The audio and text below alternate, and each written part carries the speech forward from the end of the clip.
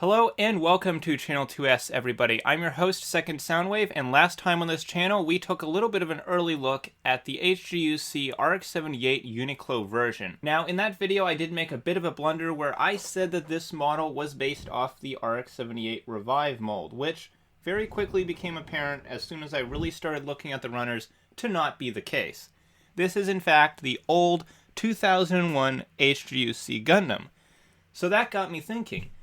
I have the old HGUC Gundam, I have the Revive HGUC Gundam, and this puts me in a really interesting situation because I've never had a kit this old and a kit this recent of the exact same mobile suit before at the exact same grade.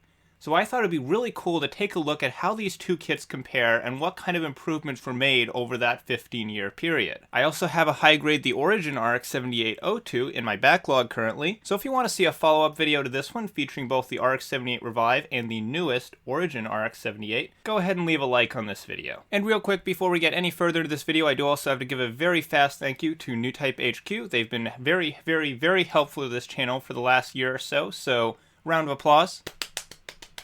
If you want to get yourself 10% off your first order of kits, tools, supplies, or whatever you want from NewType HQ, be sure to use code CHANNEL2S. Link, as always, in the description below. So before we start making any serious comparisons with the RX-78 Revive, I think we should take a quick look at what makes the UNIQLO version of the RX-78 special. And that is, well, the colors.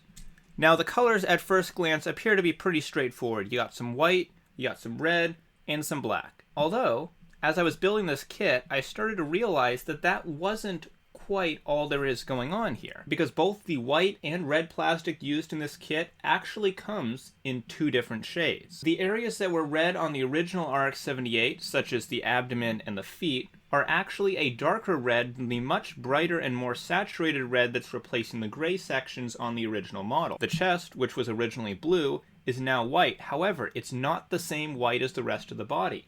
Unfortunately, it is highly unlikely you're going to be able to see this on camera, but it is a much brighter white.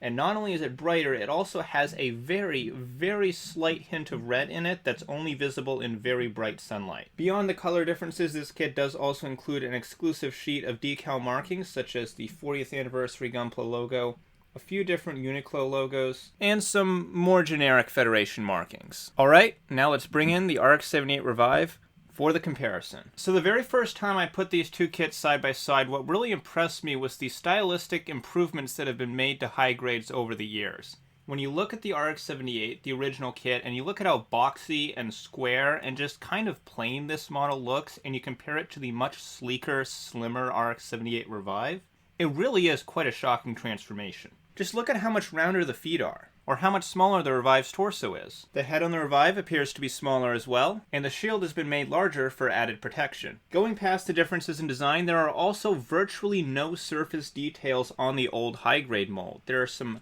very little panel lines here on the torso. There's some little tick marks on the shoulders, but that's pretty much where the detail ends. Meanwhile, the RX-78 Revive has added panel lines on the forearms, the shoulders, as well as a few other places. There is one surprising place, though, where the original RX-78 really doesn't lag behind the Revive at all, and that is color separation. Because of how simple the color scheme of the original RX-78 is, there's actually not that much for the old model to get wrong. The only real obvious piece of missing detail is the yellow chevron on the crotch, and the Revive doesn't really get that either. You get a sticker to cover it up, sure, but when it comes to actual plastic separation, it's not that much better. The only real improvement to be seen here is the addition of a yellow piece inside the scope. And I suppose you could count the gray detail inside of the joints as well. And speaking of joints, that is of course where the RX-78 Revive absolutely thrashes the old model.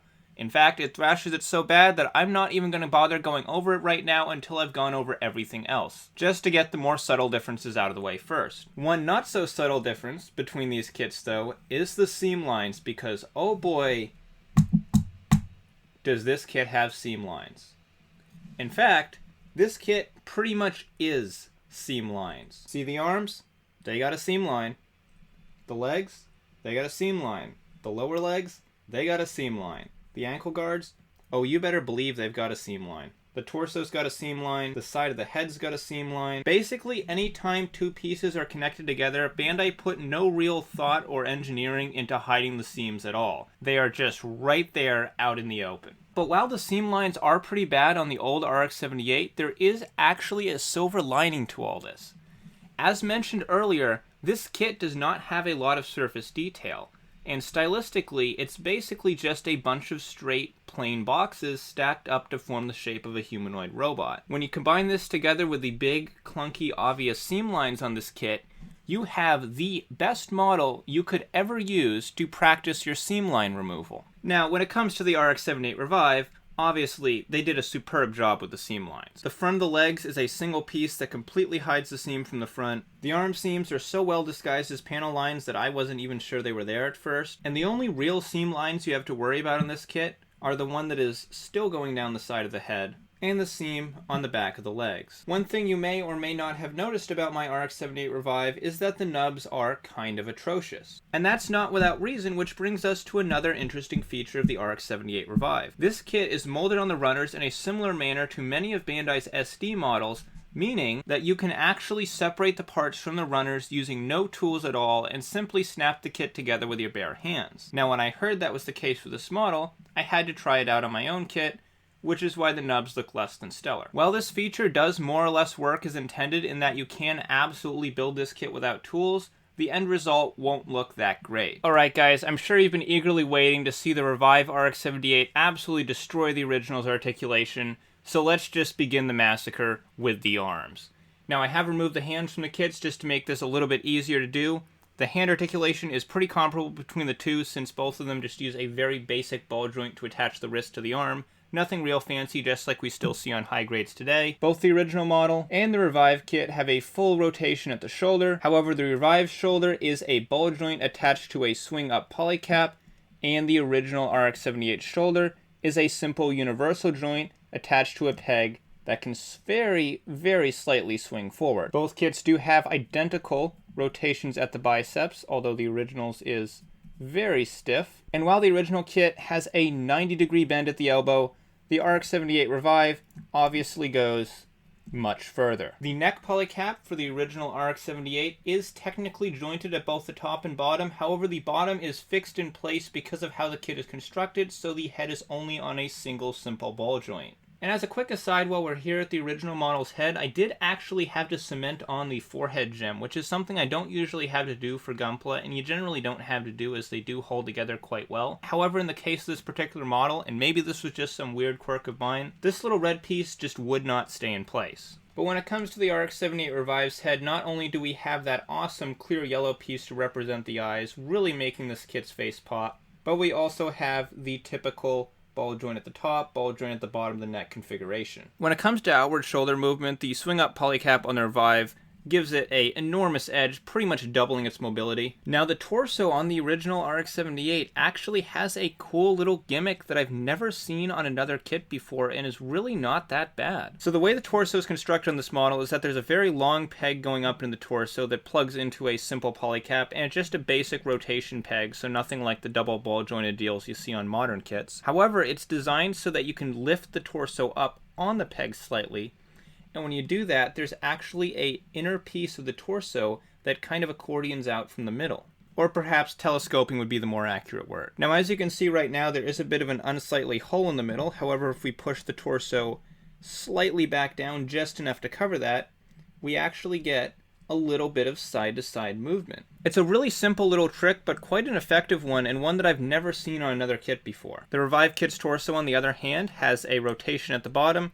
and then a hinge at the top, allowing for a small but effective ab crunch. Coming down to the waist, the front skirts on the RX-78 predate the double ball joint mechanism we see on modern kits, meaning that they rotate up as one piece and cannot be separated to do otherwise. Side skirts do move up a little bit, and the back skirt is completely fixed in place. Now, the front skirts on the Revive RX-78 are, just as with every other modern kit, mounted on a pair of ball joints that are stuck together but can very easily be clipped apart, allowing you to separate the individual skirts. And then, just like almost every post-2014 high grade, you can lift up the side skirt, you can rotate it out of the way. You are definitely not going to be limited by the skirt armor when it comes to posing this model. Hips on the original RX-78 are ball jointed, allowing for a forward kick, some backwards movement, a little bit of outward movement that only comes out to here, and no, it is not being restricted by the side skirt. This is purely a restriction of the ball joint in the hip. And then on the RX-78 Revive, of course, because this is a modern kit, we have a universal joint that has the full range of motion and a proper thigh swivel. Looking at these knees, there is no real comparison. The original high grade only bends 90 degrees, but the RX-78 Revive has a very easy 180. The RX-78 Revive also has a lot of forwards, a lot of backwards foot mobility,